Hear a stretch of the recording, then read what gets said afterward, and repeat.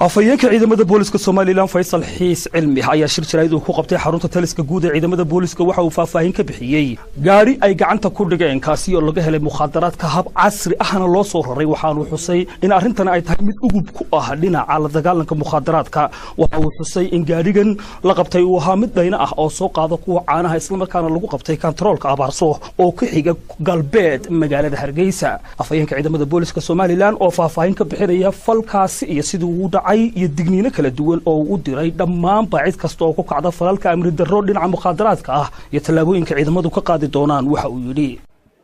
shalay oo bishu ahayd 9 bishii labaad goolay saacad ahayd labadii iyo barkii ciidanka booliisku isagoo hadii jir ku gudisay hawshiisa loo igmaday ee qaranku igmaday waxay halka Abaarso waxay ka soo qabteen baawur dheena ah oo lambarkiisu yahay 419 باورك سوا باورك كي بعد قلباتك عنو سوق هذا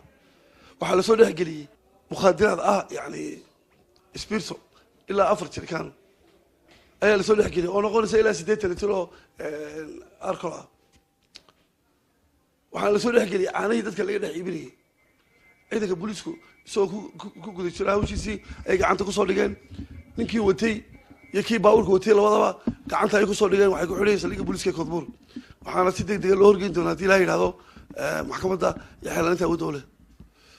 hadda ka hor ciidanka booliisku waxay qabteen niman farmasiyada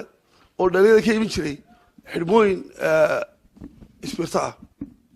waxay ka siin jireen lacag yar ba ka siin jireen ciidanka booliisku way qabteen maxkamadda horgeeyeen ninkaas farmasiga waa la kala noqday maxay yahay ruqsadii farmasiga isagana waa la xukumay hadda wuxuu ku sugan yahay xabsiga dhexe Hargeysa dadweynaha gaadiidleyda halkan waxaan uga digaynaa inay waxay soo qaadeen iska hubiyaan inay aad iyo aad uga feejignaadaan haddii kale waxay la mid noqonayaan kuwa kaasitay khamriga ama mukhadaraadka ama isbirtisitay ama la mid noqonayaan guud ahaan dadweynaha Soomaaliland oo dad aad u fiican oo booliiska ciidanka booliiska aad la shaqeeya meel kasta joogan aad baan uga mahadcelinaynaa waxaan ka codsanaynaa si ay la shaqeyn jireen awal bayna la shaqeeyaan oo wixii ay arkaan xumba inay noo soo sheegaan nimanka gaadiidleyda waxaan mar labaad bar saxaad badan ninkii lagu qabto ee soo qaada mukhadaraad haddii noqoto alcohol haddii noqoto khamri haddii noqoto xashiishad intaba ninkaas wuxuu la mid yahay ka soo qaato